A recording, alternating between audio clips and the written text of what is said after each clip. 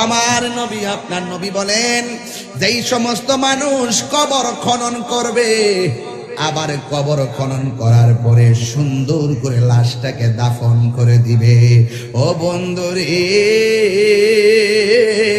ও যুবকের দল, আমার নবী আপনার নবী বলেন, এই কবর খননকারী আর লাশটাকে সুন্দর করে দাফনকারী গুলা আমার আল্লাহ রাব্বুল আলামিন তাদের জন্য জান্নাতে একটা বাড়ি বানায়া দিবে। আল্লাহু আকবার বলেন না কেন? তাহলে এই নিয়ামতের কাজে অংশগ্রহণ দরকার আছে না নাই?